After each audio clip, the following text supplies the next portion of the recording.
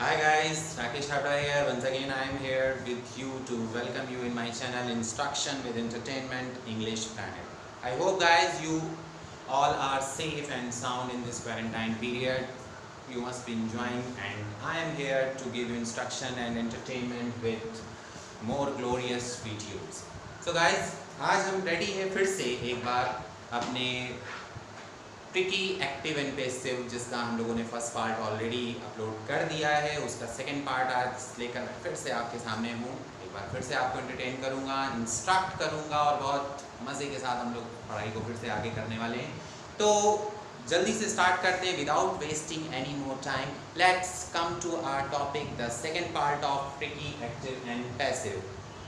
One second guys, जो viewers आज new जुड़े हैं हमारे चैनल से या जिन्होंने हमारा फर्स्ट पार्ट नहीं देखा है, so I would suggest them please go and watch the first part of my video ताकि आपको ये बहुत जल्दी से समझ में आए। सो गाइस पहले उसको देखिए, उसके बाद फिर सेकेंड पार्ट पे आ जाते हैं। So let's start. Active and passive voice. So guys, before taking our flight to our second part, I would like to remind you something. First part का कुछ रिमाइंड कर लेते हैं। मैंने उसमें आपको बताया कि एक्टिव पैसिव क्या है, एक्टिव पैसिव का यूज़ क्या है, कैसे डिफ्रेंशिएट करेंगे एक्टिव और पैसिव को कि कहाँ पर एक्टिव है कहाँ पैसिव है, ये मैंने आपको बताया है। मैंने आपको बताया एक्टिव वॉइस में we focus over the subject, हम उसको सब्जेक्ट को फोकस करते हैं, whereas in passive our whole attention is based on object. Actually वहाँ पर हम पूरी इंपॉर्टेंस ऑब्जेक्ट को देते हैं और ऑब्जेक्ट को ही स्टार्टिंग में रखते हैं, सब्जेक्ट बाद में प्लेस लेता है। तो ये एक डिफरेंस है। बाकी मैंने आपको ये भी बताया था कि पैसिव वॉइस का यूज़ ज़्यादा है, लेकिन एक्टिव वॉइस भी आपको समझना बहुत ज़रूरी है। उसके लिए आप मेरे ट्रांसलेशन के वीडियोस देखिए, क्योंकि जो टेंसेस अगर आप पढ़ते हैं वो हमारे एक्टिव वॉइस में होते हैं। तो गाइज फर्स्ट पार्ट में हमने इतना डिस्कस किया। Now it is the time to know about the rules. अब टाइम है रूल्स को जानने का कि कैसे, वो क्या रूल्स हैं, कौन सा सिस्टम है, कौन सा फॉर्मेशन है by using which we can easily, very easily transform the sentence from active to passive। ठीक है, then after some time from passive to active, दोनों तरीके से सीखेंगे। फिलहाल तो अभी हम एक्टिव से पैसिव समझने जा रहे हैं। इसमें आपको टेंस की हेल्प पढ़ने वाली है गाइस, लेकिन अगर आपने थोड़ा बहुत टेंस पढ़ रखा है तो वो आपको हेल्प करेगा। अदरवाइज मैं हूँ यहाँ पर उस टॉपिक को और ज़्यादा से ज़्यादा ईजी बनाने के लिए, but don't miss my channel. So let's start. Guys पहले दो चीज़ मैं आपको बिल्कुल क्लियर कर देना चाहता हूँ कि एक्टिव और पैसिव का क्या फॉर्मेशन है। एक्टिव वॉइस का जो फॉर्मेशन है, राइट, वो मैं आपको पहले ही ऑलरेडी बता चुका हूँ। वो ये है कि we start the sentence with subject. ठीक है, first of all we place subject in the beginning of the sentence. सबसे पहले हम सब्जेक्ट को प्लेस करते हैं, right. Then subject is succeeded by verb. Okay, verb से मेरा मतलब है guys, it may be of helping verb, auxiliary verb, और whether it is main verb, principal verb which has its three forms. तो subject है, subject के बाद verb आती है, वर्ब के बाद ही हमारा ऑब्जेक्ट होता है। Okay, this is the general sequence of active voice. ये एक्टिव वॉइस का जनरल सीक्वेंस है। आप कोई भी टेंस पढ़ते हैं 12 टेंसेस में, तो आपको यही फॉर्मेशन फॉलो करना होता है। You have to place subject first, then after verb, then at last object, right. अब क्या है, ये मैंने आपको ऑलरेडी फर्स्ट पार्ट में भी बताया कि पैसिव में हम इस ऑर्डर को एक्चुअली रिवर्स कर देते हैं, right. Why? Because we have to start the sentence with object and we are gonna give importance to object. तो definitely object will come first. Object first हम यूज करेंगे क्योंकि हमें ऑब्जेक्ट को इंपॉर्टेंस देनी है। Okay, so let's know about the formation of passive voice. अब जरा पैसिव वॉइस का फॉर्मेशन देखते हैं कि ये कैसे स्टार्ट करना है। Okay, so guys be careful, be attentive, because यहाँ पर अगर आपने थोड़ा सा भी मिस कर दिया तो maybe it may create a little confusion to you. हो सकता है आपको कुछ कंफ्यूजन क्रिएट कर दे। सो बिल्कुल ध्यान से देखिए, उसके बाद अगर कोई प्रॉब्लम हो तो कमेंट बॉक्स में बताइए। ठीक है, I will definitely sort out everything. Okay, so just focus it. Passive voice में वी स्टार्ट विद ऑब्जेक्ट। सबसे पहले हम ऑब्जेक्ट को रखते हैं, राइट।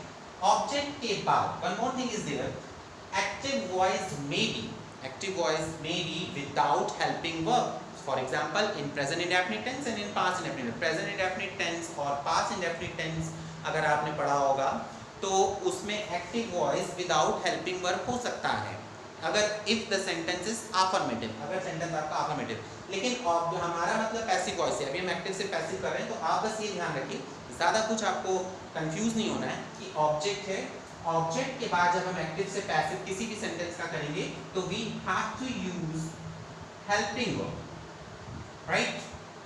हेल्पिंग वर्ब आपको यूज करनी ही है. ओके, तो हेल्पिंग वर्ब वो किस टेंस में कौन सी हेल्पिंग वर्ब यूज होगी, that I will let you know, वो मैं आपको बताऊंगा. फिलहाल अभी आप बस दिमाग में बिना किसी जोर को डाले आप बस इतना ध्यान रखिए कि हाँ ऑब्जेक्ट है और सर ने बताया ऑब्जेक्ट के बाद हेल्पिंग वर्ब है और हेल्पिंग वर्ब मैं आपको बताऊंगा. Then after helping verb not और नेवर.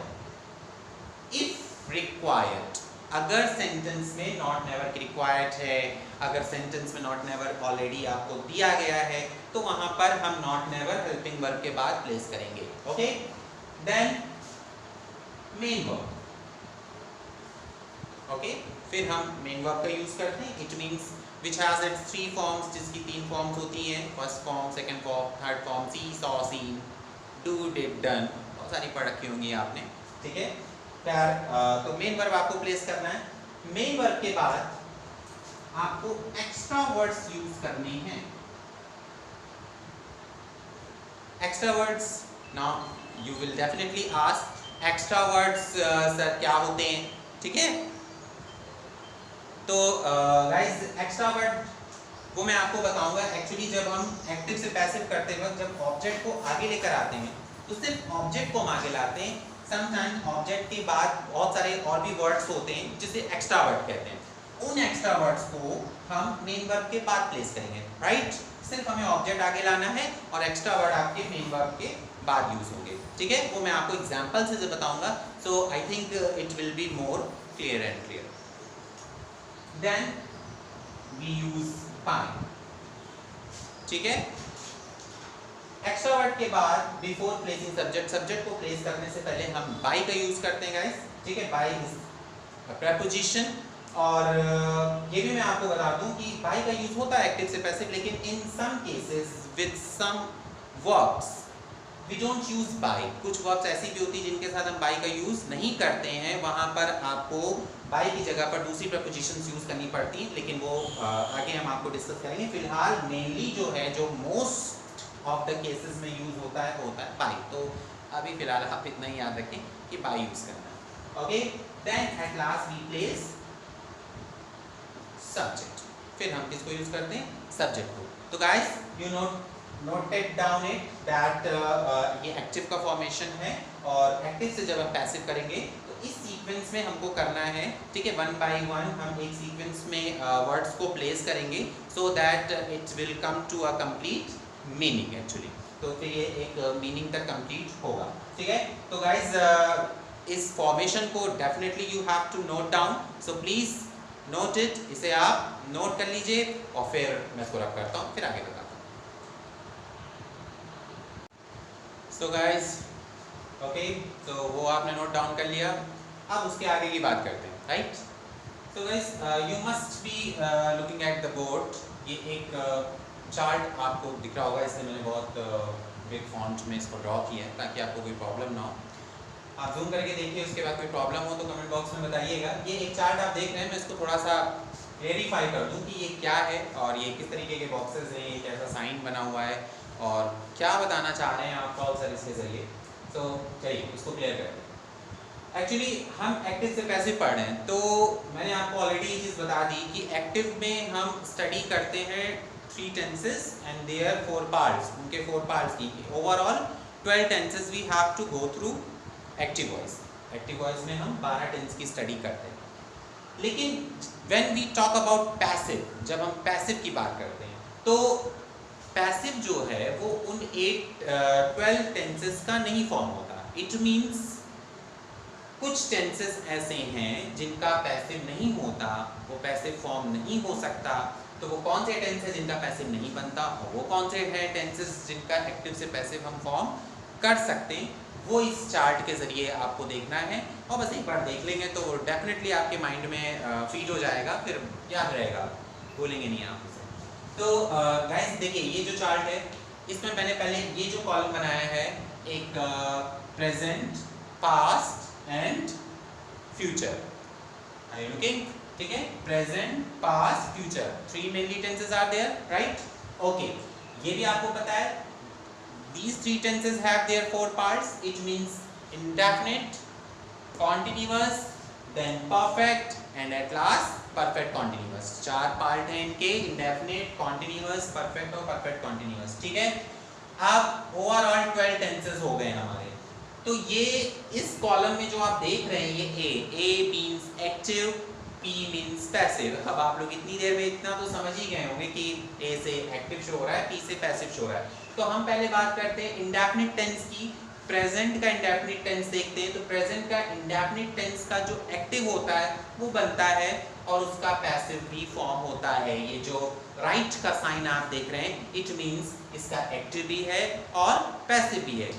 एक्टिव तो सभी टेंसेस का होता है, हमारा जो मेन फोकस है वो ये है कि पैसिव किसका नहीं होता है और किसका होता है। तो मैंने दोनों ही करके बता दिया जिससे कि ये और आपको क्लियर हो जाए, आपको कोई डाउट ना रह जाए। ठीक है, तो एक्टिव पैसिव दोनों ही होता है। In fact all the tenses means all the indefinite tenses whether it is of present, past और it may be of future, चाहे वो प्रेजेंट का हो या पास्ट का हो, फ्यूचर का हो, उसके दोनों ही पार्ट होते हैं। एक्टिव भी होता है और पैसिव भी होता है। ठीक है, तो इसमें कुछ याद रखने वाली बात नहीं, वो होता है। अब आते हैं कॉन्टिन्यूअस में।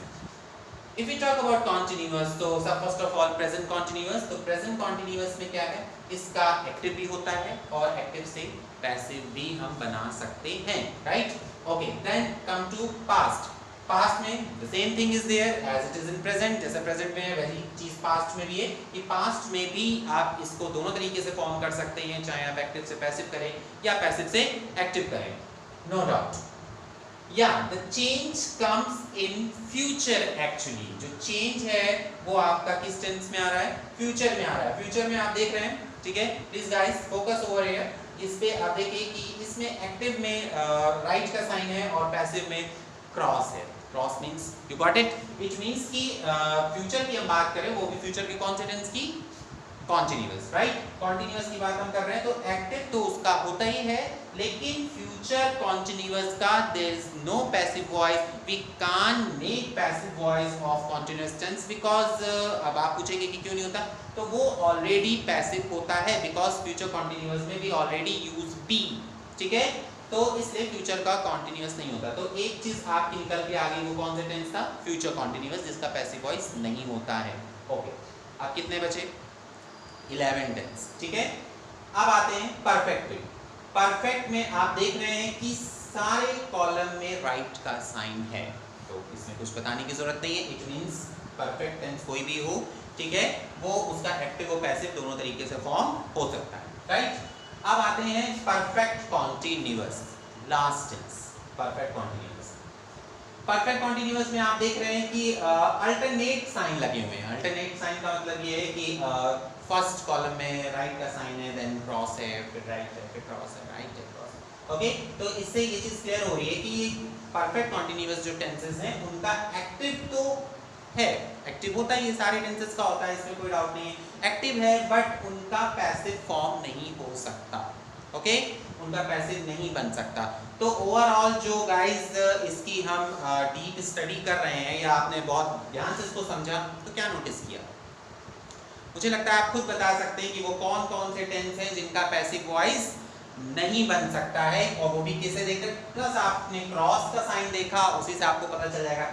वेरी इजी, परफेक्ट कॉन्टिन्यूअस का पैसिव वॉइस नहीं होता। और एक अलोंग विद दिस एक टेंस और है, और वो है फ्यूचर का कौन सा टेंस?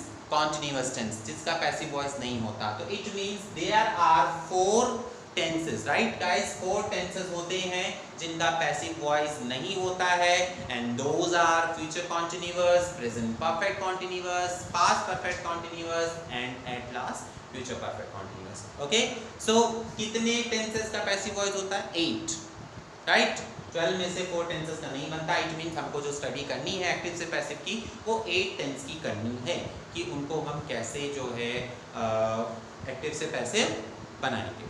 ओके, तो ये चीज़ आपको क्लियर हुई कि किस टेंस का एक्टिव से पैसिव बनता है, किसका नहीं बनता है। और इसके पहले जो मैंने आपको 2 सीक्वेंस बताए कि एक्टिव का सीक्वेंस क्या चलेगा। वैसे एक्टिव के सीक्वेंस को आपको अगर और अच्छे से समझना है और बारीकी से समझना है तो टेंस का वीडियो देखिए।